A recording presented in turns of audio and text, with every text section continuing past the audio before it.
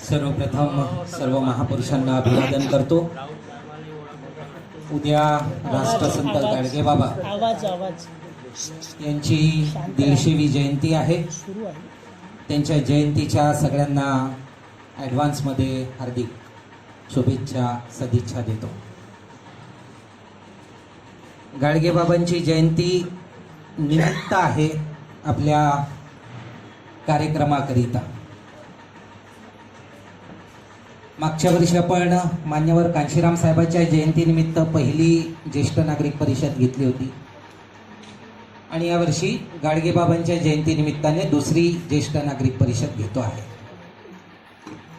बाकी परिषदांच्या तुलनेमध्ये ज्येष्ठ नागरिक परिषद थोडीशी मागे आहे, कारण 7 विद्यार्थी परिषदा, 7 महिला परिषदा आणि 7 बहुजन परिषदा झाल्या आहेत। त्या अनुषंगाने पाहिलं तर ज्येष्ठ नागरिक परिषदा आपण म्हणजे समाजाचा हा एक वर्ग, सिनियर लोक, याला आपण थोडंसं उशिरा हात लावला। त्याचं कारणही असं आहे की हल्ली जेवढे सामाजिक प्रबोधनाचे कार्यक्रम चालतात तर त्यामध्ये मॅक्झिमम ज्येष्ठ लोकच दिसतात आणि अनेक लोक त्या कार्यक्रमांमध्ये खंत व्यक्त करतात की तरुण कुठे आहे, महिला कुठे आहे, कर्मचारी कुठे आहेत, आणि म्हणून तो एक वर्ग ऑलरेडी कार्यरत असल्यामुळे आपण थोडंसं या वर्गाला उशिरा हात लावला असं म्हणू। आणि युवा परिषदाही आपल्या 2 झालेल्या आहेत, यावर्षी 3री होईल 26 मध्ये। तर युवकांवरही काम सुरू आहे, म्हणजे सगळा वर्ग व्यापलेला आहे। आपण सगळ्या लोकांना तयार करून त्यांना मंच प्रोव्हाइड करण्याचं काम, कारण महिला परिषदांमध्ये 40-45 महिला बोलतात, विद्यार्थी परिषदांमध्ये 50-50 विद्यार्थी 5-5 मिनिटं वेगवेगळ्या विषयांवर बोलतात।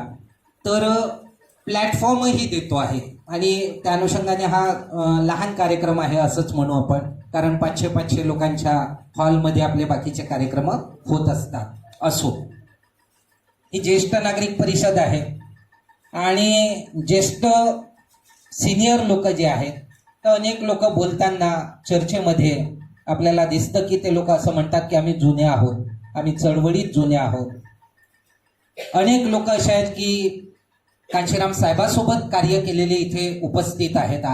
आज त्यांनी वक्तव्य केलेलं आहे। इथे बसलेली मंडळी, वासनिक साहेब असोत, राऊत साहेब असोत, डोंगळे साहेब असोत, तर हे लोक साहेबांसोबत कार्य केलेले लोक आहेत।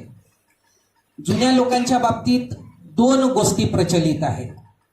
आता इथे असलेला एक वर्ग वेगळा, पण समाजामध्ये या गोष्टी आपण घेऊन जाव्यात, माझी अशी इच्छा आहे। कोणत्या 2 गोष्टी प्रचलित आहेत? एक, आपण असं पाहतो की एक म्हण म्हटल्या जाते की जे जुनं ते सोनं, जुनं ते सोनं, म्हणजे जुने लोक सोन्यासारखे आहेत, असं एक प्रचलित आहे। आणि दुसरं एक आपण पाहू की समाजामध्ये, वस्त्यांमध्ये सकाळ दुपार सायंकाळ काही लोक असे फिरतात आणि त्या जुन्या वस्तू कलेक्ट करतात आणि ते एक वाक्य ओरडत असतात, आहे का जुना पुराणा लोहा लोखंड 3 टप्पर खाली बॉटल आहे का? तर काही जुना पुराणा लोहा लोखंड 3 टप्पर खाली बॉटल सारखे।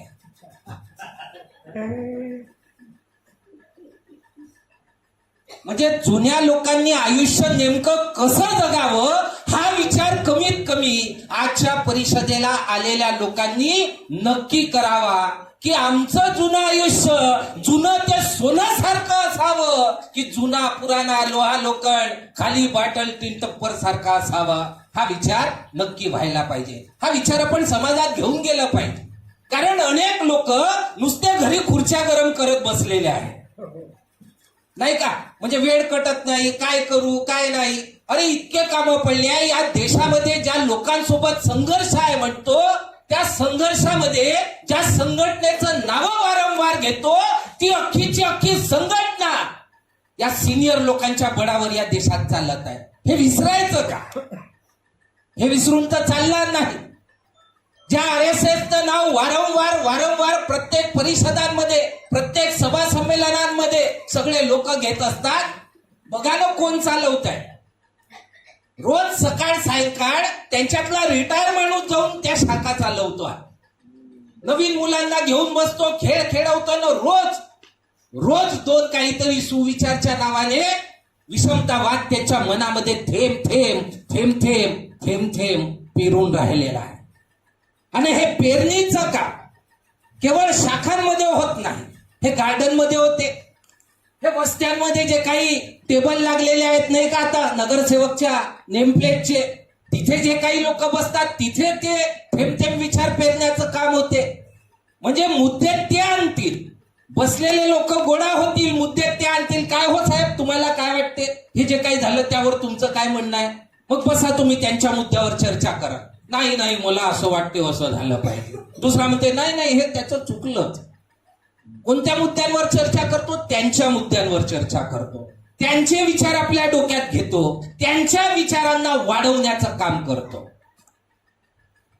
एका इंटरव्ह्यू मध्ये हे भागवत जे आहेत यांना प्रश्न विचारला गेला की अनेक मुद्द्यांवर तुम्ही काही बोलत नाही. आता हे मुळातला हा सिद्धांत ही बुद्धांचा.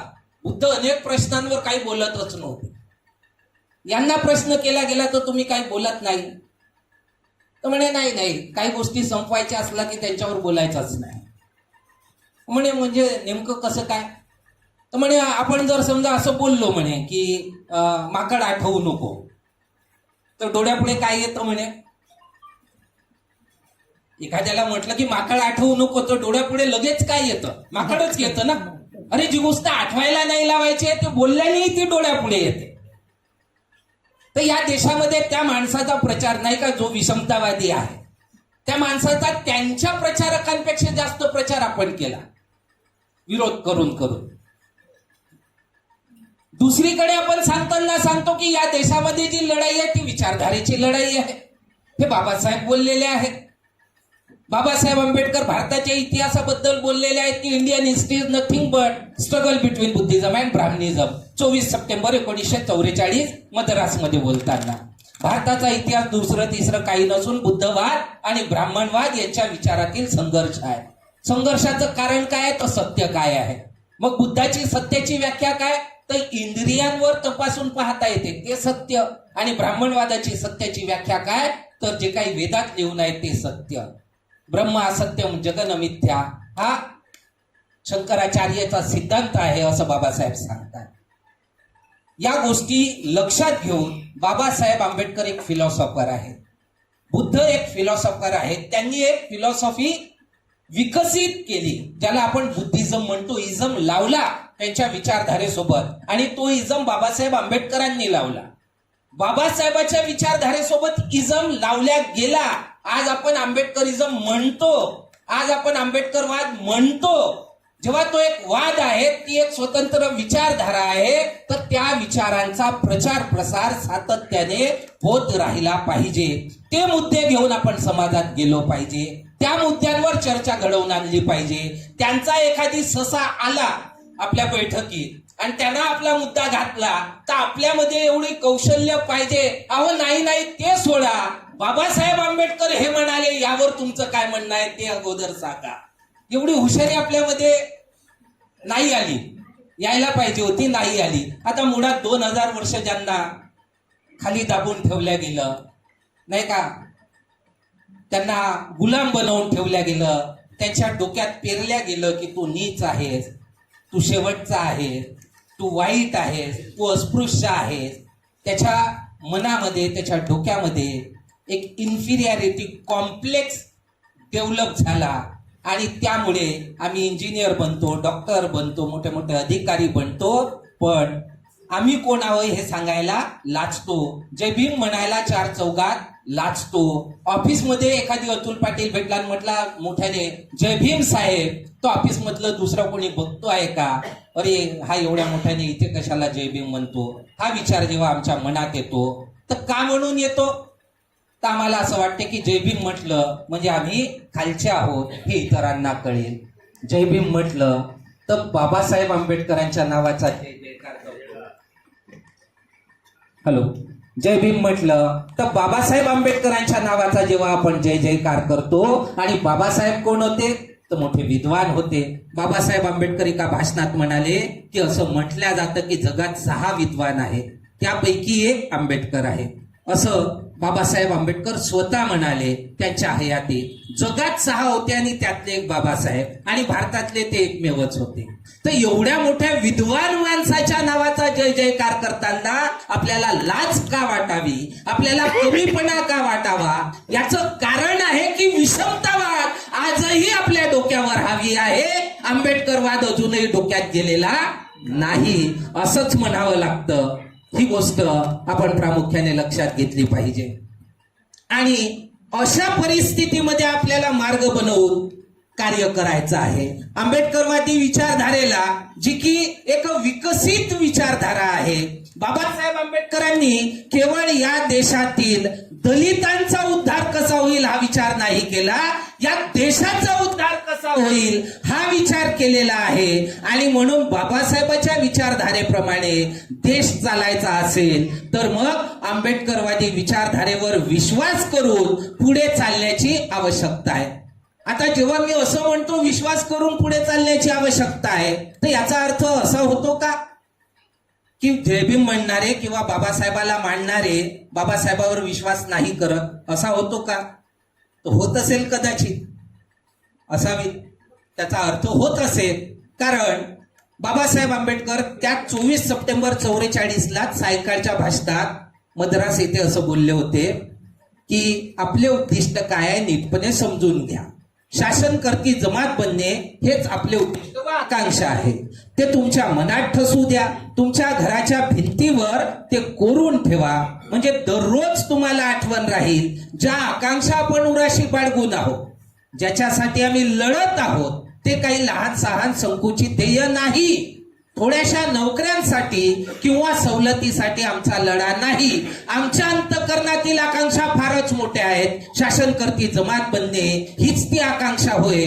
ती कृतीत उतरविण्यासाठी केवढे भगीरथ प्रयत्न करावे लागतील हे मग तुमच्या ध्यानात येईल. आता हा भगीरथ हिंदू शब्द आहे, ज्याने नाही का कैलासवरून काहीतरी गंगा बिंगा जमिनीवर उतरवली असं म्हटल्या जातं.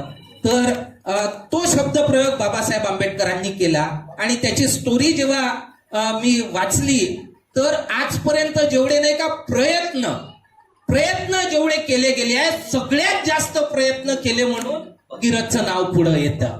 की म्हणजे प्रयत्नांचा एक उच्चांक म्हणून एवढे प्रयत्न भयानक, म्हणजे हरवणारे, थकवणारे, सरेंडर करणारे, जीव घेणारे प्रसंग आले तरी हारला नाही, थकला नाही, सरेंडर नाही झाला किंवा जीव नाही दिला. पुन्हा म्हणजे एकदा अपयश आल्यावर, खूप वर चढून खाली आदळल्यावर पुन्हा चढायचा प्रयत्न हा नाही होऊ शकत. हे बाबासाहेब सत्तेसाठी म्हणतात की केवढे भगीरथ प्रयत्न करावे लागतील, ते मग तुमच्या ध्यानात येईल. केवळ निवेदनांचा किंवा शब्दांचा काही उपयोग होणार नाही. तर हे जेव्हा बाबासाहेब बोलतात तर याचा अर्थ नक्कीच तिथे काहीतरी दडलं आहे ना. पण आपण निवडणुकीच्या वेळेला काय भूमिका घेतो की नाही ना बीजेपी वाईट आहे तर काँग्रेसला मत द्या, आहे ना. मग अशी रोडगे साहेब आरपीआय म्हणाले माझ्याकडे सगळा पॉलिटिकल डाटा आहे, किती लोक उभे होतात ना, किती मतं मिळतात. जे लोक आरपीआय म्हणतात ना, मला असं साऊंड ऐकू येतं की काँग्रेस म्हणून राहिले. तुम्ही पहा, जितके आरपीआय म्हणणारे आहेत ना निवडणुकीच्या काळात नाही बीजेपीला थांबवलं पाहिजे, तुम्हालाही तेच म्हणायचं होतं का? तर नक्की तुम्हाला ते नाही म्हणायचं होतं. आता राहिला प्रश्न की बाबासाहेबाचा पक्ष आहे असा म्हणून तुमचा त्याप्रती आदर असू शकतो. तर बाबासाहेब आंबेडकर आरपीआयच्या बॅनरवर निवडणूक लढले का? नाही. काम केलं का आरपीआयच्या बॅनरवर? मग ज्या बॅनरवर त्यांनी कधी काम केलं नाही, ज्या बॅनरवर ते कधी निवडणूक लढले नाही, तो पक्ष बाबासाहेबाचा कसा? एवढ्यासाठी की त्यांनी त्याचं संविधान लिहिलं. बाबासाहेबाचा पक्ष तर मग शेड्यूल कास्ट फेडरेशन होता, त्याच्यापूर्वी स्वतंत्र मजूर पक्ष होता, त्याचा उल्लेख का नाही केला? बाबासाहेबाप्रती आमचा आदर आहे आणि बाबासाहेबाच्या पक्षाप्रती आमचं जर प्रेम आहे तर बाबासाहेबाच्या हयातीत असेपर्यंत तर असं होतं. दुसरी एक गोष्ट, बाबासाहेब आंबेडकरांचं एक भाषण 1955 मध्ये झालं होतं, 14 जानेवारी 1955 मुंबईमध्ये. आता हे भाषण आजच्या विषयाच्या अनुषंगाने, मी अगोदरच बोललो की गाडगेबाबाची जयंती हे निमित्त आहे, आपण चळवळीच्या अनुषंगाने अधिक विचार करू, है ना. तर हे भाषण चळवळीच्या अनुषंगाने आणि विषयाच्या अनुषंगाने थोडंसं संयुक्तिक आहे. ते यासाठी की हे भाषण करत असताना गाडगेबाबा तिथे हजर होते पूर्ण वेळ, 14 जानेवारी 1955. आणि बाबासाहेब त्या भाषणात असं म्हणतात की मी बौद्ध धर्म स्वीकार करणार आहे, हे मी निश्चित केलेलं आहे, मी निश्चय केलेला आहे. माझेच काही लोक मला येऊन असं म्हणू लागलेले आहेत की तुम्ही आत्ताच धर्मांतर करू नका, याच्याने आपलं नुकसान होईल राजकीय. बाबासाहेबाच्या सोबतचे लोक, हे बाबासाहेब त्या भाषणात बोलतायत. बरं, एवढंच नाही, आमचे एक चळवळीचे सहकारी होते, त्यांचा मागच्या वर्षी ऍक्सिडेंट झाला, मरण पावले, डॉक्टर प्रेमकुमार खोब्रागडे, सिंदेवाहीचे होते. त्यांनी PhD केली आहे समता सैनिक दलावर.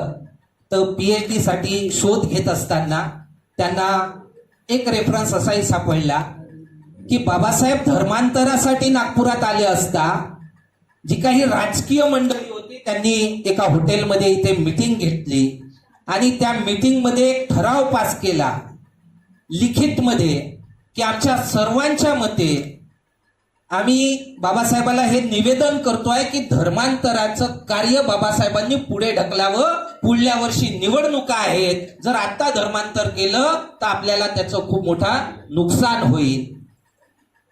आणि ते जाणारही होते तो ठराव घेऊन, पण लोक मोठ्या प्रमाणात धर्मांतराला साथ म्हणून जमले होते. कोण? गरीब गुदे लोक. आणि म्हणून लोकांचा उत्साह पाहून यांनी तो जो रिझोल्युशन आहे तो बाबासाहेबापर्यंत पोहोचवला नाही.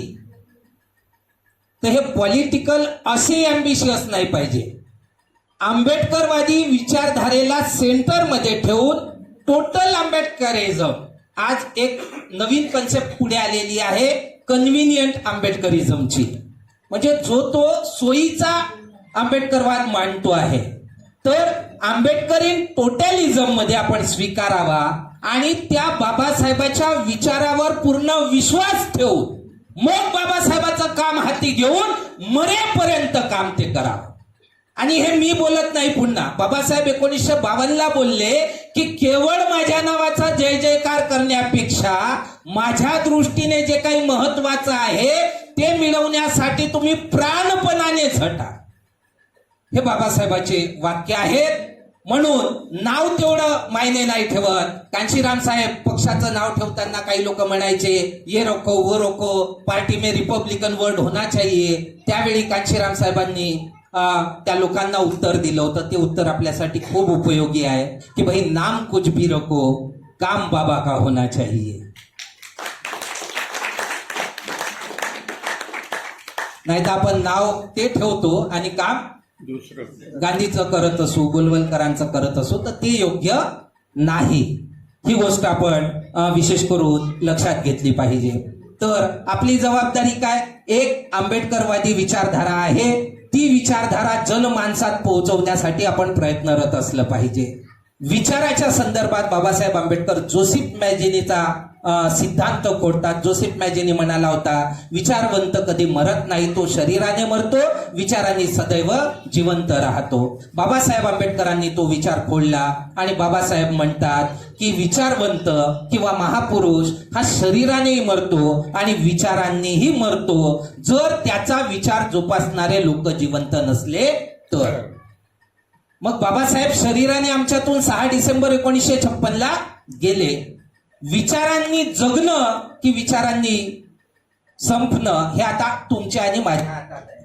जर आपण लोक बाबासाहेब आंबेडकरांचा विचार सातत्याने पेरत राहू तर मात्र आपल्याला आंबेडकरवाद जिवंत ठेवता येईल. एका भाषणात बाबासाहेब आंबेडकर म्हणतात की विद्वान कर्तृत्ववान माणसं नसली तरी मला चालतील, पण निष्ठेची माणसं हवी. जो विकला जातो, लोभाला बळी पडतो, त्याचा काही उपयोग नाही. विद्येचा तुटवडा भरून काढण्यास मी खंबीर आहे. हे बाबासाहेबांचे वाक्य आहे. कोण? विद्वान आणि कर्तृत्ववान माणूस नसला तरी मला चालेल, पण निष्ठेचा माणूस हवा. या निकषावर आणि अजून काही निकषावर, म्हणजे समाजात जो हल्ली संभ्रम पसरलेला आहे, 100 संघटना आहेत आणि लोक भ्रमित झाले आहेत की कोण नेमका खरा न कोण खोटा. तर एवढ्या संघटना, एवढे विद्वान, एवढे विचारशील, एवढे अभ्यासक, एवढे PhD केलेले लोक असून काही पॅरामीटर्स नाही सेट करू शकले की या पॅरामीटर्सवर आम्ही लोकांना तपासून पाहू आणि हे ठरवू की कोण खरा आणि कोण खोटा. हे जर आम्ही नाही करू शकलो तर त्याचा काही उपयोग होणार नाही ना. जसं पुढारी, तर जो तो उठसूट नेता बनतो. मी नेता नाही बरं का, मी कार्यकर्ता आहे चळवळीचा. हा, तर मला त्यामध्ये मोडू नका. जो तो उठसूट नेता बनतो. तर पुढारी, बाबासाहेब आंबेडकरांनी पुढाऱ्याची व्याख्या केली की पुढारी कसे असावेत? स्पष्ट धोरण आखणारे आणि त्या धोरणाची उद्दिष्ट गाठण्यासाठी प्राणपणाने झटणारे पुढारी असावे. पुन्हा चिंतनासाठी आलो आहोत, वैचारिक लोक आहोत. वैचारिक लोकांनी जुनं ते सोनं म्हणून मरावं अशी आपली सगळ्यांची इच्छा आहे. लोहा लोखंड टीप टप्पर खाली बाटल म्हणून मरू नये, है ना. तर बाबासाहेब आंबेडकर पुढाऱ्याची व्याख्या करतात की पुढारी कसे असावेत? स्पष्ट धोरण आखणारे आणि त्या धोरणाचे उद्दिष्ट गाठण्यासाठी प्राणपणाने झटणारे पुढारी असावे.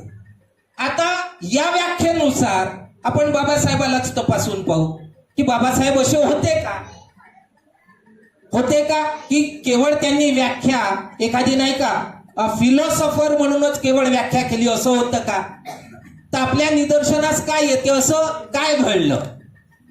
2-3 घटनांचा उल्लेख करतो. पहिली घटना, बाबासाहेब आंबेडकरांनी पूर्णपणे निश्चय केला की मी चळवळीचं काम करीन. ती घटना, अमेरिकेवरून उच्च शिक्षण घेऊन आले.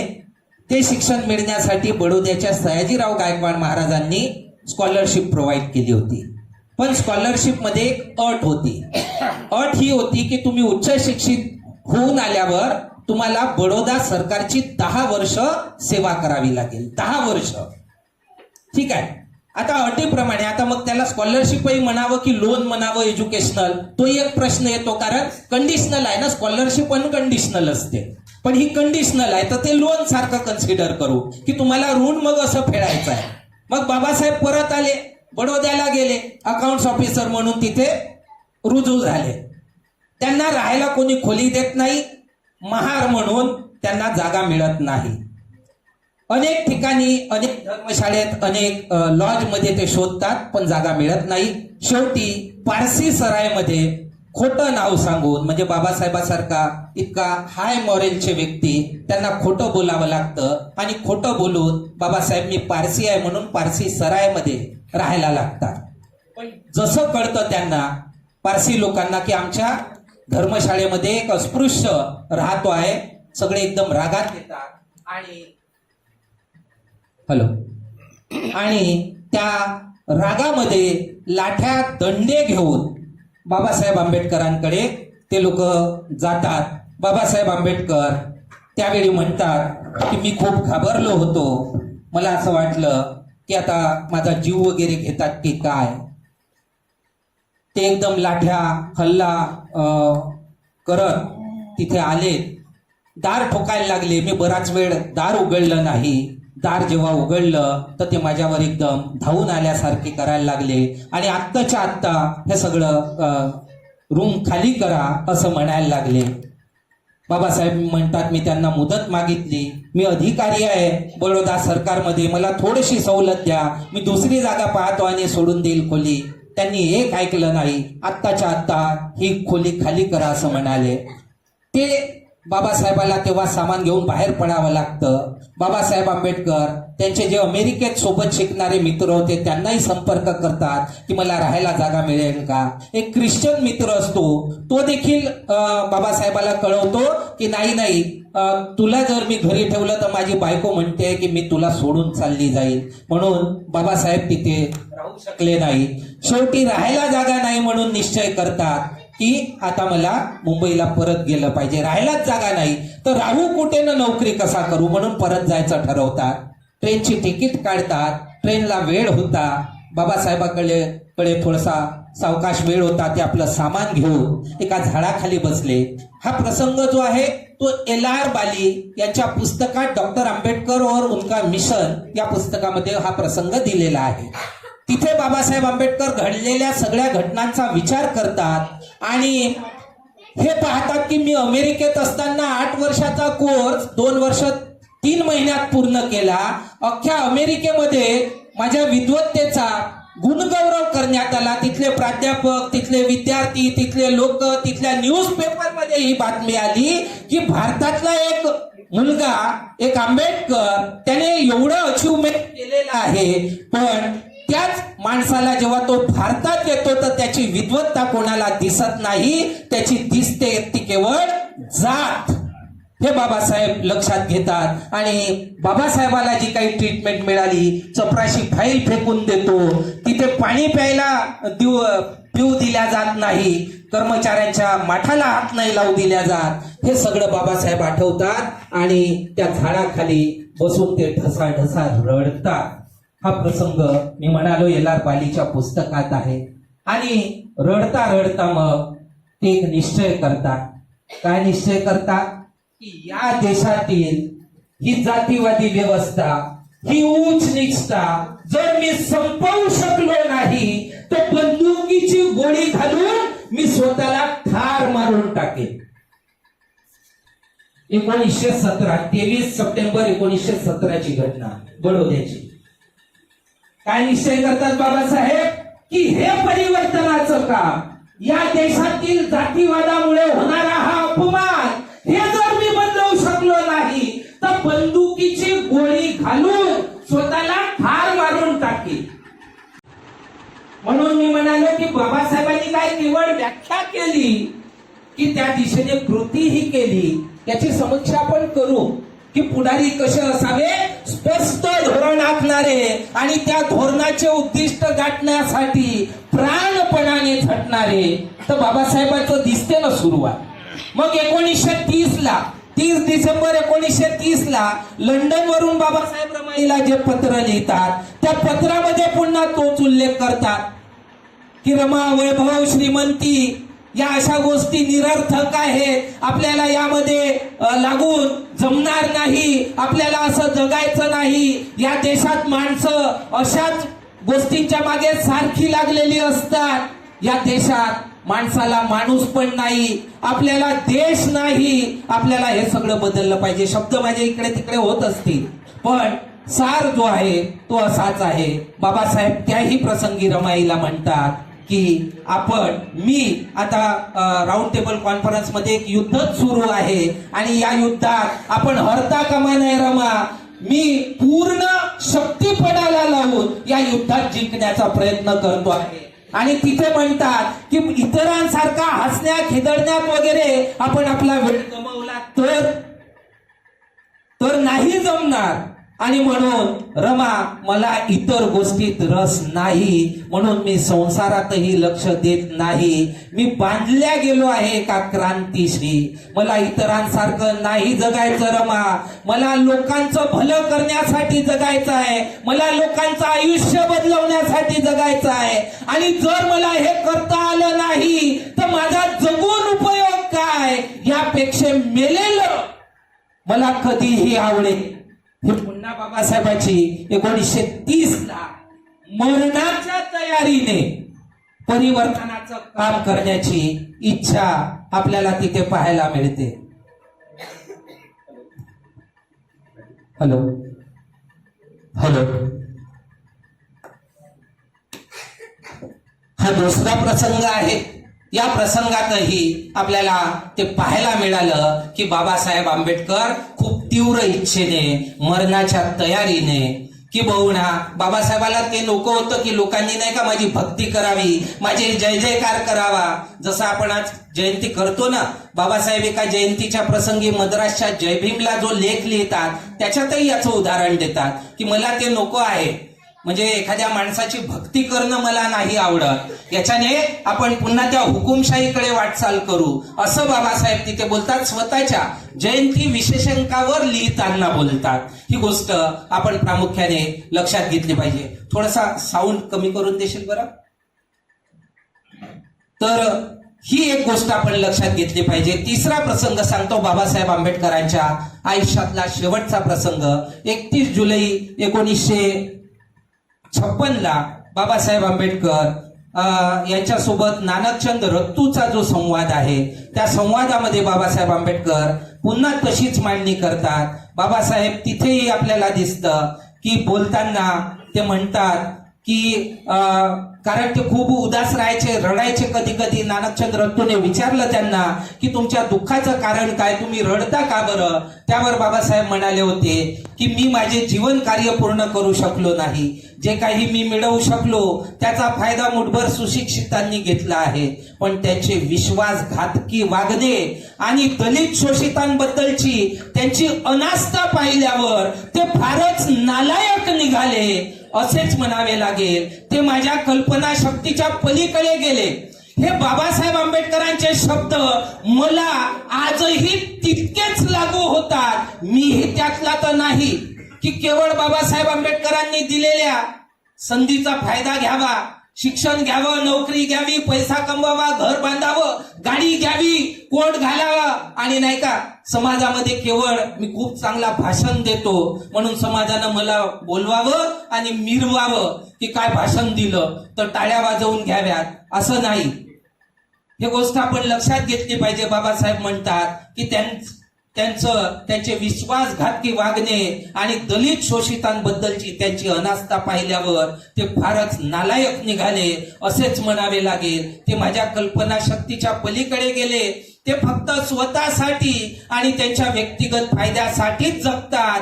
त्यांच्यापैकी एकही जण सामाजिक कार्य करायला तयार नसतो. ते आत्मघाताच्या मार्गाने निघाले आहेत, हे बाबासाहेब म्हणतात. तिथे पुढे ते म्हणतात मला आता माझे लक्ष खेड्यातील हजारो लाखो निरक्षर लोकांकडे वळवायचे होते. आणि मग ते पुस्तकांचाही उल्लेख करतात की माझी पुस्तकं राहिली तेही लिहायची होती. पुढे पुन्हा एका पॅरामध्ये ते सांगतात इथे की कोणीतरी पददलित वर्गामधून माझ्या हयातीतच पुढे येईल आणि माझ्या पश्चात ही चळवळ पुढे चालवण्याची अवजड जबाबदारी पत्करील अशी ही माझी अपेक्षा होती. पण हे आव्हान पेलू शकेल असा कोणीच माझ्या डोळ्यापुढे येत नाही. माझ्या ज्या सहकार्यांबद्दल ते ही चळवळ चालवतील असा माझा विश्वास आणि भरवसा होता, ते आज नेतृत्वासाठी आणि सत्तेसाठी एकामेकात भांडत आहेत. त्यांच्या शिरावर येऊन घातलेली जबाबदारी किती मोठी आहे हे त्यांच्या ध्यानीमनीही असल्याचे दिसत नाही, हे बाबासाहेब बोलतात. संघटनेबद्दल नाही बोलत, विचारधारेबद्दल बोलतात. ज्यावेळी म्हणजे जगाचा कायापालट रूसने केला म्हटल्या जातं नाही का, एका नवीन विचाराचा प्रवाह रूसमध्ये जो काही झाला, कम्युनिस्ट विचारधारेचा, मार्क्सवादी विचारधारेचा, आणि मार्क्सच्या विचारांना धरातलवर जमिनीवर यशस्वी करण्याचं 2 लोकांना श्रेय जातं. त्यातले पहिले लेनिन आणि दुसरे स्टेलिन. बाबासाहेब आंबेडकर जेव्हा स्टेलिन गेला 1950च्या नंतरची काहीतरी 53-54ची घटना ती असावी, मला आता वर्ष लक्षात नाही. तर बाबासाहेब आंबेडकर त्याला श्रद्धांजलीपर बोलताना 2-3 वाक्य बोलले. बाबासाहेब म्हणाले की एका चमाराच्या पोरानं रशियाचा कायापलट केला. म्हणजे स्टेलिनचे वडील कॉबलर होते, ते जोडे बिळ्याचा, म्हणजे चमार जात नाही म्हणू आपण, पण जोड्याचा काम करायचे. बाबासाहेब म्हणाले एका चमाराच्या पोरानं रशियाचा कायापलट केला, भारतात असा एखादी होईल का जो भारताचा कायापलट करेल? म्हणजे एखाद्या चमाराचा म्हणाव किंवा कुठल्या दलित समाजाचा म्हणाव, त्यांच्यासोबत जेवढे होते त्यांच्यापैकी एकही नाही हे बाबासाहेब या भाषणात नानकचंद रत्तूच्या पुस्तकात डॉक्टर आंबेडकर संस्मरण और स्मृतिया हे जर वाचला, पण अंतिम संदेश म्हणून तो एक पार्ट आहे, तो जर वाचला तर तिथे दिसते की असलेल्या एकावरही बाबासाहेबाला विश्वास नव्हता, ते त्यांना नालायकच म्हणतात. तर इथे संघटन महत्वाचं नाही आहे, संघटनेचं नाव महत्वाचं नाही आहे, त्या विचारांचा वारसा त्या तीव्रतेनं घेऊन जाणारा पाहिजे. बाबासाहेब त्या प्रसंगी मग पुन्हा हा संदेश दिल्यानंतर तिथे रडतात. नानकचंद रत्तू म्हणतो, मी उगाच बाबासाहेबांना हा प्रश्न विचारला, त्यांचं मन दुखवलं. असं जर शक्य असतं की मी माझ्या आयुष्यातले काही वर्ष त्यांना देऊ शकलो असतो तर नक्की दिले असते, पण नाही. हे बाबासाहेब सांगतात. तिथे बाबासाहेबांनी तो संदेशही दिला, तिथेच दिलेला आहे तो, की नाही का, हे जे काही मी मिळवलेला आहे, हा जो काही कारवाईतवर मी आणला, अतिशय परिश्रमाने एकट्याने आणला, अनेक विरोधाला तोंड देत हा कारवाईतवर मी आणला.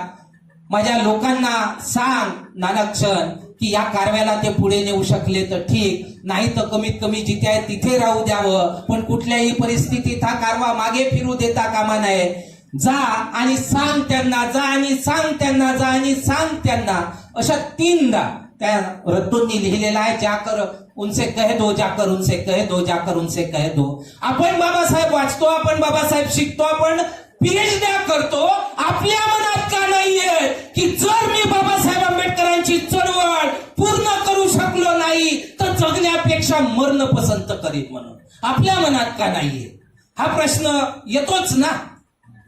यायला पाहिजे की नाही यायला पाहिजे, पण नाही येत.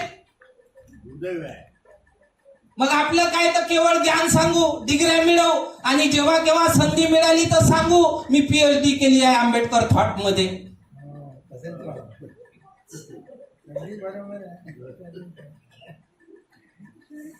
आमचे एक सिनियर कार्यकर्ते आहेत, इथेच आहेत, नाव नाही घेत.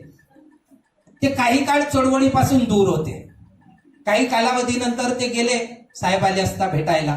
तर साहेबांनी म्हटलं, आता नावाने तो ओळखत नव्हते म्हणतात, चेहऱ्याने ओळखत होते. तर साहेबांनी म्हटलं, हा भाई कहा थे इतने दिन, काफी दिनों बाद नजर आए.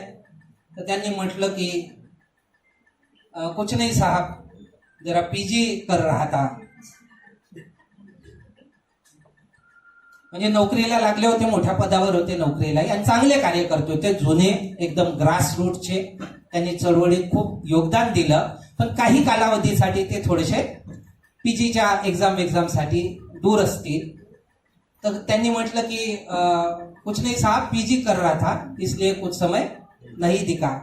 कांशीराम साहेब त्यांना म्हणाले म्हणे की हाँ भाई करो, पढ़ो और पढ़ो, बाबा साहब आंबेडकर तो कम पढ़े लिखे थे.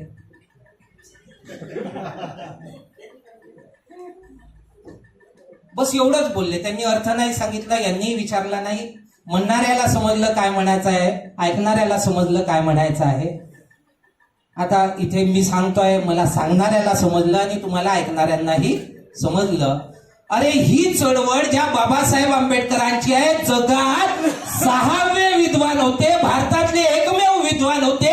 एवढ्या मोठ्या विद्वानांची विचारधारा घेऊन चालतोय. बेसिक एज्युकेशन सफिशियंट आहे, डिग्र्या घेण्यात, परीक्षा देण्यात अजून वेळ वाया घालवू नका. चळवळीला वेळ द्या, चळवळीला पैसा द्या, ते नाही. कारण हल्ली समाजामध्ये जास्त शिकलाय म्हणजे जास्त समजते, हा गैरसमज पसरलेला आहे. मग या गाडगे बाबाची जयंती का म्हणून अशा लोकांनी साजरी करावी जे शाळेमध्ये एकही दिवस गेले नाही, हा माझा त्यांना प्रश्न आहे. मग त्या माणसाच्या नावाने एखादी विद्यापीठ का उभं व्हावं, हा माझा पुन्हा त्या माणसांना प्रश्न आहे. आणि अशा माणसाच्या जयंतीचा कार्यक्रम कोणी कैयम भुलना जायवाले घेतात, तर त्या कार्यक्रमाला तरी ऐकायला कशाला जावं. कारण जास्त शिकल्यानं जर जास्त समजत असत, नाही दिसत ना. तर चळवळ समजण्यासाठी खूप शिकायची आवश्यकता नाही, है ना. आणि बाबासाहेब जसा मी ओरडू सांगतो, खूप ओरडू सांगायची गरज नाही. मी का ओरडू सांगतो, एकीकडे म्हणतो की गरज नाही, दुसरीकडे सांगतो ओरडू. काही लोकांचे डोके दुखतात म्हणतात माझ्या भाषणात, कारण तो मी जेव्हा ओरडतो खूप आवाज रेज होतो ना. आपल्या घरी नळ असतो, नळाला पाईप आहे, गाडी खराब होते, पावसाळ्यात चिखल लागतो. तो तुम्ही घरचा पाईप लावला तर तो चिखल निघतो का हो? नाही निघत. मग त्या वॉशिंग सेंटर मध्ये नेतात, तिथेही नळ लागला असतो, तिथेही पाणी मारतात, तेव्हा निघतो का तो चिखल? हा, का बरं निघतो? हो, खूप जोरात फोर्स येतो त्या पाण्याचा. तर तुमच्याही काही लोकांच्या डोक्यात चिखल साचलाय.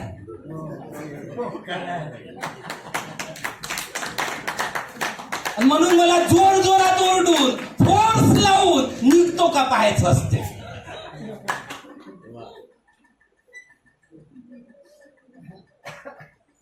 माझ्याच डोक्यात जास्त साचला असेल, असू द्या. हे बाबासाहेब आंबेडकरांचं झालं, त्यांच्या व्याख्येवर ते खरे उतरले. त्यानंतर मान्यवर कांशीराम साहेब आले, चळवळ समजली. बुद्ध जयंती आणि आंबेडकर जयंतीची सुट्टी रद्द झाली म्हणून चळवळीच्या कामाला लागले बाबासाहेब आंबेडकर. आणि आपण पाहतो कांशीराम साहेब, आणि मग पाहतो की नोकरी सोडली. क्लास 1 ऑफिसर होते, सायंटिस्ट होते, ती नोकरी सोडली आणि ह्या कामाला लागले. एकच पुस्तक वाचली म्हणतात. आणि मग कोणती पुस्तक? ॲनिहिलेशन ऑफ कास्ट. जो काही दिनाभानाचा प्रसंग झाला असेल सांगायला इथे आता जास्त वेळ नाहीये, पण कमी वेळामध्ये सांगण्याचा प्रयत्न करतो. प्रसंग झाला आणि मग कांशीराम साहेबांनी ॲनिहिलेशन ऑफ कास्ट पुस्तक वाचलं. आणि मग ते म्हणतात रात भरे में मैंने 7 बार पडी, मेरी तो नींद ही उड़ गई. पुढे काही लोकांना थोडस, आपल्यासारख्या काही लोकांना कांशीराम साहेब कधी कधी थोडस नाही का खोचक बोलायचे. तर ते म्हणतात की भाई बाबा साहब की एक किताब पढ़ ली और मैं बाबा साहब का काम करने के लिए आगे आ गया. आप कैसे अम्बेडकरवादी हो? आप में से कई लोग ऐसा कहते हो कि बाबा साहब की किताब पढ़े बगैर मुझे नींद ही नहीं आती. कांशीराम साहब म्हणतात कि मैंने एक किताब पढ़ी और मेरी नींद उड़ गई. ये महाराष्ट्र के तुम कैसे अम्बेडकरवादी हो कि तुम कहते हो बाबा साहब अम्बेडकर की किताब पढ़े बगैर नींद नहीं आती. किती विसंगती पहा थोडीशी. असं म्हटलं जातं ना, पाण्याचं वागणं किती असतं विसंगत. आपण पाण्यासारखे आहोत. पाण्याचं वागणं किती असतं विसंगत. जगणाऱ्याला बुडवतं आणि मेलेल्याला ठेवतं तरंगत. आपणही तसेच झालो आहे नाही का. बाबासाहेब आंबेडकरांच्या पुस्तका वाचून आपल्यातही तळमळ व्हायला पाहिजे होती. आपल्याही मनामध्ये एक आग पेटायला पाहिजे होती, पण ती नाही पेटली. पंजाबवरून आलेला एक चमार कम्युनिटीचा माणूस, जो कन्व्हर्टेड शीख होता, कांशीराम नावाचा, त्याच्या मनात मात्र ती आग पेटली. आणि त्या आगेनं या भारतातील परिवर्तनवादी चळवळीचं एक मोठं रान पेटवलं. ही देखील वस्तुस्थिती आहे, केवळ गुणगान नाही का. कांशीराम साहेब कामाला लागले, प्रसंग सांगितले गेले की त्यांनी आईला पत्र पाठवलं. आता हे यासाठी सांगतो आहे, अनेक लोक म्हणतात या गोष्टी नका सांगू, बाबासाहेबांना काय केलं आणि साहेबांना काय केलं ना, फुल्यानं काय केलं ना, शाहूनं काय केलं. विचारधारा कोणाची आहे? बाबासाहेबाची. मग कोणाचे विचार सांगितले पाहिजे? बाबासाहेबाचे. बुद्धांनी भिक्खू संघ बनवला, काही विचार विकसित केले, डेव्हलप केले नाही का. ते विचारामध्ये विचाराचा प्रचार प्रसार करायला भिक्खूंना सामावून घेतलं है ना. समजा आजच्या घडीला बुद्ध असते, समजा इथे कुठे बुद्ध आहे आणि ते प्रबोधनाला आले, त्यांच्या विचारातून आपण प्रभावित झालो ना. आपल्यापैकी काही लोकांना वाटलं खूप चांगलं काम आहे, आम्हीही करतो. आणि त्यापैकी एक मी असतो, वकील. तिथे कोणी इंजिनियर आहे, कोणी अधिकारी आहे, कोणी डॉक्टर आहे. हाही व्यक्ती तिथे आला असता आणि बुद्धाला म्हटलं असता की मलाही तुमच्या सारखं काम करायचं आहे, भिक्खू संघात घ्या. मग वकील तिथे आला, डॉक्टर आला, अधिकारी आला. मग बुद्धाने म्हटलं मुंडन कर, चिवर घाल आणि जाय सांगत सूट. असं केलं का? नाही. पहिले बुद्धाने आपले विचार त्यांना शिकवले. कोणाचे विचार शिकवले? बुद्धाने स्वतःचे विचार शिकवले. तुझे काय विचार असतील, तुझे काय अनुभव असतील ते बाजूला ठेव, मी काय शिकवतो ते आहे. हे समज, हे पाठ कर, हे सांगण्याचं कौशल्य विकसित कर. आणि ते झाल्यावर मग बुद्ध त्याला समाजात पाठवत. कोणाचे विचार सांगायला? बुद्धाचे विचार सांगायला. जर आंबेडकरवादी विचारधारा देखील असेल तर आपल्याला बाबासाहेबांचेच विचार समजून घ्यायचे आहे, तेच शिकायचे आहेत. ते शिकलो की मग समाजात जाऊन सांगायचं आहे. काय सांगायचं आहे? आपलं नाही सांगायचं आहे. काय आपला अनुभव नाही, आपला अभ्यास नाही, ठीक आहे, पूरक असेल ते सांगावं, पण जे विसंगत असेल ते सांगू नये. विसंगत कसं? बाबासाहेब म्हणतात की तुम्ही शासक बना. मी शासक बनण्याचा मार्ग खुला केला ना. आपल्या डोक्यात काय येते? आमचा अनुभव आहे का आपण आपल्या बळावर शासक बनूच शकत नाही. बीजेपीला थांबवायचं असेल तर काँग्रेसले मत द्या. मग हे दोघले आंबेडकरवादी झाले ना. हे असे नाही पाहिजे आपल्याला. मग यांच्याकडे डिग्र्या असतील, पीएचडी असतील, अजून काही असेल, नको. अधिकारी असतील, IAS असतील, IPS असतील, नको. आपल्याला बाबासाहेब आंबेडकरांचेच ते विचार पाहिजे. ही गोष्ट आपण लक्षात घेतली पाहिजे. असे विचार घेऊन कोण निघाले? कांशीराम साहेब निघाले. ते इकडे फुले शाहू आंबेडकरांची चळवळ सांगू लागले. इकडे लोक ऐकत नव्हते. इकडचे लोक म्हणायचे की विचारधारा तो चांगली आहे लेकिन कामयाब होऊ शकत नाही. आंबेडकरवादी विचारधारा अपने बलबूते कामयाब हो सकत नहीं. मैं लोगों को बताते रहा, 25 साल मैंने महाराष्ट्र को दिए, कई कैडर कैंप लिए, हजारों कैडर कैंप लिए, लेकिन यहाँ का बच्चा बच्चा चिल्लाता है कि फुले शाहू अम्बेडकर के विचारधारा तो चांगली है लेकिन कामयाब हो सकत नहीं. तो मैं फुले शाहू अम्बेडकर को लेकर उत्तर भारत गया. उत्तर भारत वाले लोग मुझसे पूछने लगे कि ये कौन है. उनको पता चला कोई कांशीराम आया है, 2 फेटे वाले और 1 टाई वाले बाबा को लेकर आया है. तो वो मुझसे पूछते थे ये कौन है. वो बाबा साहब को तो जानते थे, फुले शाहू को उतना नहीं जानते थे. तो मैं उनको कहता था ये फुले है, इन्होंने शिक्षा के लिए मूवमेंट शुरू की. ये शाहू है, इन्होंने रिजर्वेशन हमें दिया. ये बाबा साहब आंबेडकर है. तो लोग कहते कि भाई ये बाबा साहब को तो हम जानते थे, हमें बताया गया कि ये अंग्रेजों के हस्तक थे. तो मैं उनको बाबा साहब का संघर्ष सही सही बताता. तो फिर वो कहते कि आपने जो कहानी बताई अच्छी बताई. कांशीराम साहेबाचा उदाहरण घेऊन सांगतोय कि कहानी जो आपने बताई अच्छी बताई. ये जो फुले शाहू अम्बेडकर की कहानी आपने सुनाई बड़ी अच्छी सुनाई. तो फिर मैं उनसे कहता कि कहानी तो अच्छी है लेकिन अधूरी है. फुले शाहू अम्बेडकर की कहानी तो अच्छी है लेकिन अधूरी है. इस कहानी को कौन पूरा करेगा? जिनकी ये कहानी है वे अभी जीवित नहीं है.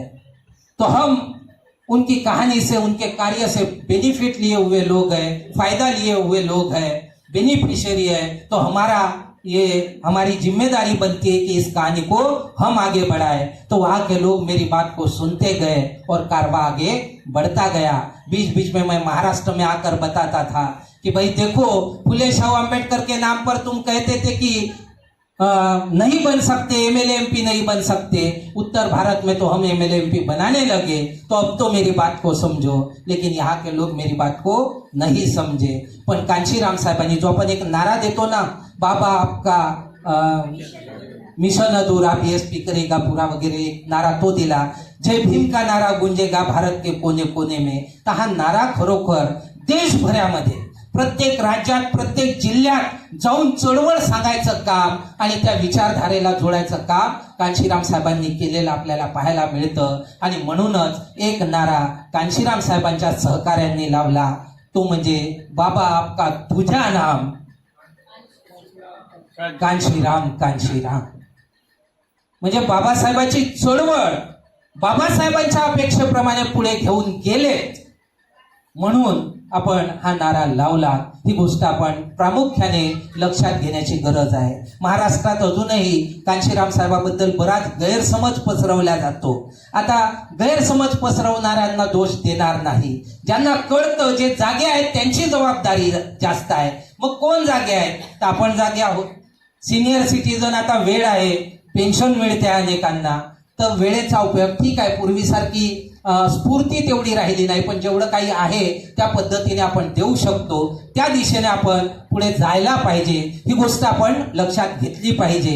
बाबासाहेब आंबेडकरांनी गाडगे बाबाला जो काही धर्मांतराच्या विषयावर प्रश्न केला होता, म्हणे की बाबा कोणता धर्म वगैरे घेऊ, तर ते काही पुस्तकात आहे. काही लोकांनी त्याचा विरोधही केला असं आपल्याला दिसून येते.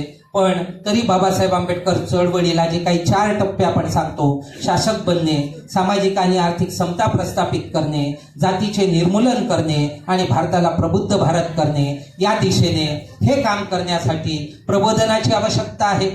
प्रबोधन करणारे लोक चांगले पाहिजे. त्या पद्धतीचं काम कांशीराम साहेबांनी केलं. कांशीराम साहेबाला लोकांनी माती गड्डा खोदण्यापासून बास बल्ल्या उचलण्यापासून तर पत्रक वाटतापर्यंत पाहिलं. पेंटिंग करताना एखाद्या पेंटरला खांद्यावर घेऊन वर उंच पेंटिंग कर हे करताना पाहिलं. शिळं अन्न खाताना पाहिलं. अन्न संपलं म्हणून गंजाला कोरपून जे काही खरवड होती ते खाताना पाहिलं. आणि त्यामुळे लोक प्रभावित झाले. भाषणांनी सगळे प्रभावित होत नाही, कार्यकृतीचा कार्यक्रम पाहिजे असतो. मग या गोष्टी आमच्या डोक्यात का येऊ नये? कारण कांशीराम साहेब म्हणाले होते, जी शपथ खाल्ली होती ना की मैं तब तक घर नहीं जाऊंगा जब तक बाबा साहब के कारवा को उसकी मंजिल पर नहीं पहुंचाता, शादी नहीं करूंगा, कोई संपत्ति इकट्ठा नहीं करूंगा, हे आपण सांगतो. पण सोबत एक गोष्ट अजून कांशीराम साहेब बोलले होते कि यदि बाबा साहब आंबेडकर की मूवमेंट को कामयाब करना है तो बलि के बकरे लगेंगे. कांशीराम पहला है, लेकिन मेरे अकेले से बात नहीं बनेगी, हमें और लोगों की जरूरत पड़ेगी. तर ते बलीचे बकरे आमच्या घरात यावेत असा विचार आमच्याकडे काय येत नाही.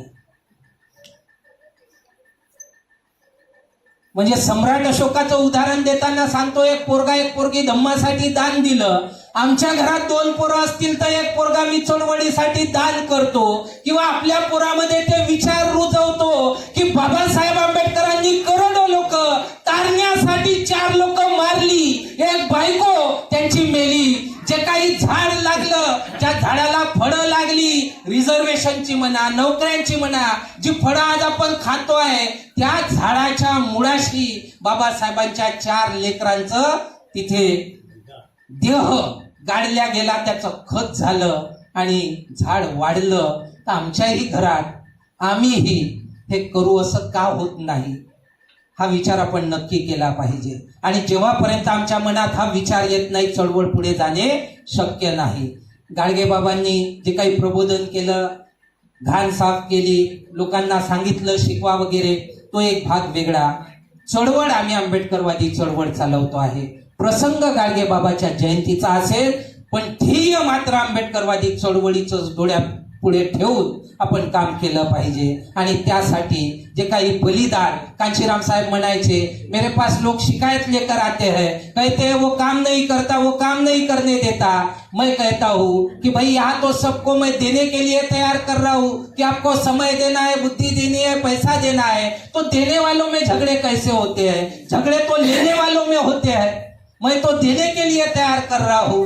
तो आपको किसने रोका बाबा साहब का काम करने के लिए? आप करो. तर त्याच गोष्टीला डोळ्यापुढे ठेवून काही हम भूल न जाए हे काम सुरू करण्यात आलेलं आहे.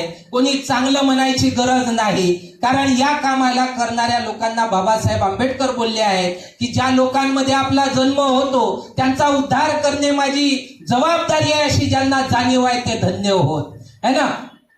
पुढे ते बोलले की गुलामगिरीवर हल्ला चढवण्यासाठी जे आपलं तन मन धन आणि तारुण्य कुर्बान करतात ते धन्य होत. अस्पृश्यांना आपली माणुसकी पूर्णपणे मिळवून देण्यासाठी जे बऱ्याची, वाईटाची, सुखाची, दुःखाची, संकटाची, वादळाची, मानाची, अपमानाची पर्वा न करता एकसारखे झगडत राहतील ते धन्य होत. बाबासाहेब आंबेडकरांनी या कामाला करण्यासाठी ही पद्धत सांगितली आहे की हे काम करताना मान होईल, अपमान होईल, काही लोक चांगलं म्हणतील, काही वाईट म्हणतील, काही आरोप करतील, पण तुम्ही त्याची तमा बाळगू नका. निस्वार्थपणे, प्रामाणिकपणे हे काम करत राहा. ते काम आपण करत राहू. यासाठी मार्गदर्शकांची सातत्याने आवश्यकता आहे. जुने लोक जे इथे बसलेले आहेत ते लोक ते मार्गदर्शक बनू शकतात. फंडची आवश्यकता आहे. जुन्या लोकांना पेन्शन मिळते. तुमच्या पेन्शन मधला थोडा थोडा जर हिस्सा दिला, निश्चितपणे तुमचा पैसा त्याचा वापर कसा होतो ते विचारणं देखील तुमचं कर्तव्य आहे. तर तेही विचारा, पण त्या पैशाची गरज आहे, तो पैसाही द्या, बुद्धीची सगळे मिळून जो काही आपल्याला दिसतोय की रथ मागे चालला आहे, तो मागे जर चालला आहे तर आपल्या महापुरुषांचं बलिदान वाया जाईल. ते वाया जाऊ नको म्हणून आपण धडपडलं पाहिजे आणि प्राणपणाने धडपडलं पाहिजे. ते प्राणपणाने तुम्ही आणि मी मिळून धडपडू ही अशा अपेक्षा बाळगतो. इथेच थांबतो. धन्यवाद. जय भीम, जय भारत. खूप खूप धन्यवाद सर. आपण आपल्या अध्यक्षीय मार्गदर्शनामध्ये एक अपील सुद्धा केलेली आहे.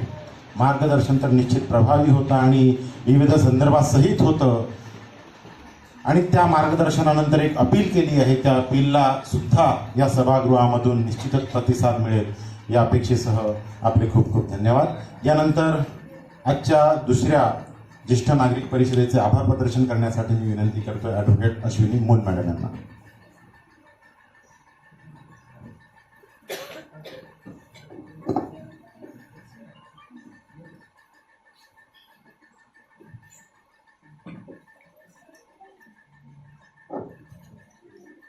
सर्वप्रथम सर्व महापुरुषांना विनम्र अभिवादन करते.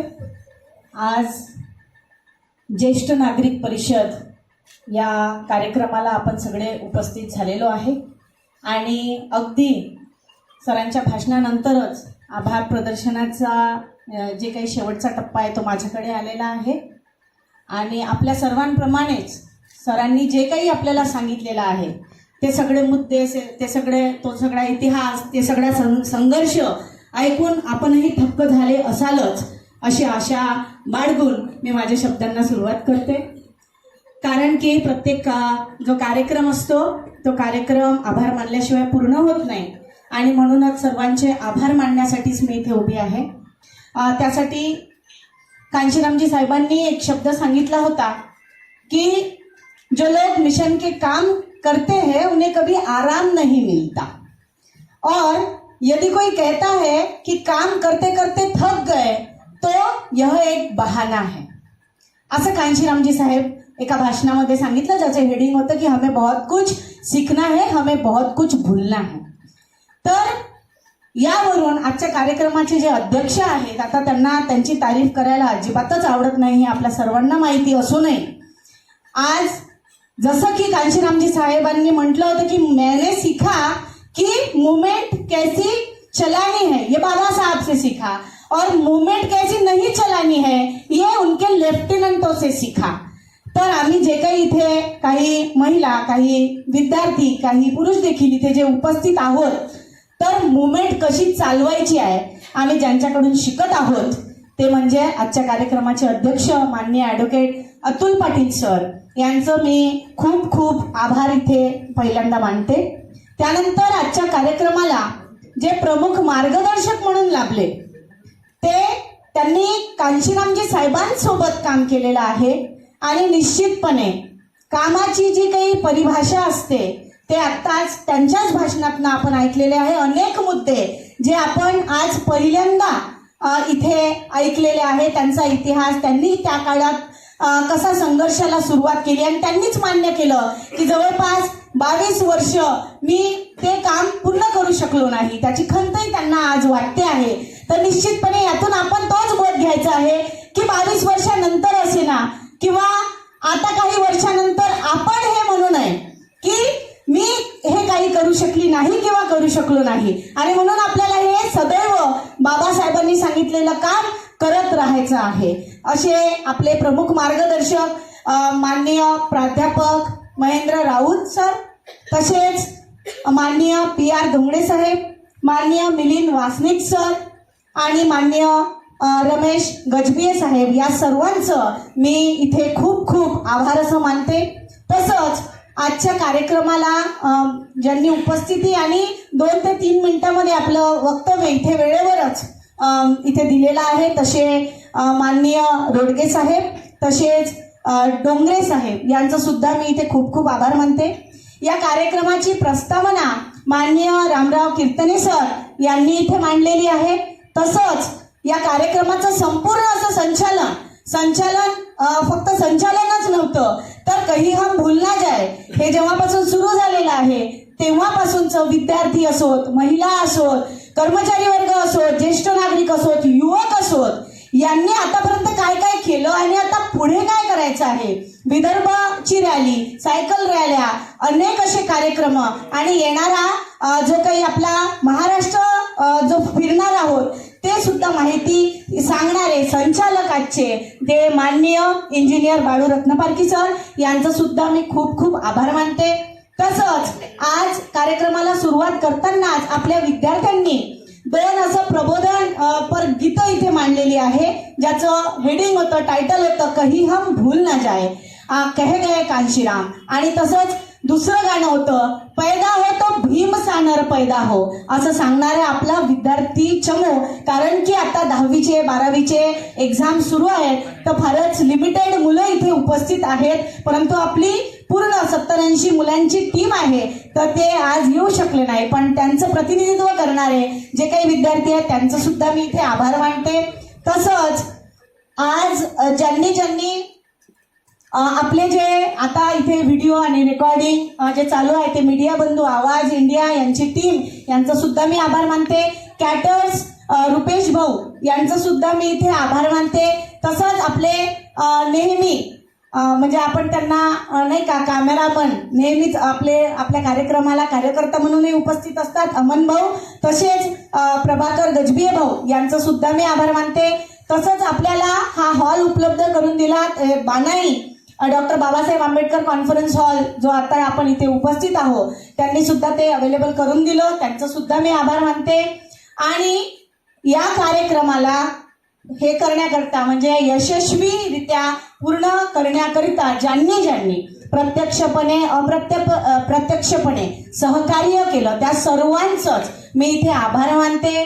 आणि तुम्ही इथे नसतात ऐकणारे प्रेक्षक वर्ग तर कदाचित हा कार्यक्रमच होऊ शकला नसता. त्यामुळे तुम्ही सर्व इथे उपस्थित राहिलात आणि शांततेने हा कार्यक्रम ऐकून घेतला, त्या निमित्ताने मी तुम्हा सर्वांचं इथे आभार मानते. आणि उद्याची जी जयंती आहे राष्ट्रसंत गाडगेबाबा यांची, या जयंतीच्या तुम्हाला खूप खूप शुभेच्छा देऊन हा कार्यक्रम इथेच संपला असं जाहीर करते. या कार्यक्रमानंतर सर्वांच्या जेवणाची व्यवस्था खाली केलेली आहे, जेवण केल्याशिवाय कुणीही जाऊ नये. आणि एक जी सूचना द्यायची आहे ती म्हणजे मीडिया बंधू जे आहेत आवाज इंडिया त्यांनी हे जे ॲड सुद्धा दिलेली होती या कार्यक्रमाची आणि यानंतर ते प्रसारण सुद्धा ते आपल्या टीव्ही चॅनलवर करणार आहेत. त्यामुळे सर्वांनी हा कार्यक्रम इतर लोकांना जे येऊ शकले नाही त्यांना तो पाठवावा, महत्त्वपूर्ण माहिती त्यांच्यापर्यंत पोहोचवावी. आणि याच निमित्ताने यूट्यूब चॅनल बहुजन मुवमेंट या चॅनलवरती अनेक आपले कार्यक्रम झालेले अनेक कार्यक्रम आहेत, तर माहितीकरिता आपण ते बघावं सुद्धा एवढीच मी आशा आणि अपेक्षा करते. इथेच थांबते. सर्वांना जय भीम, जय भारत.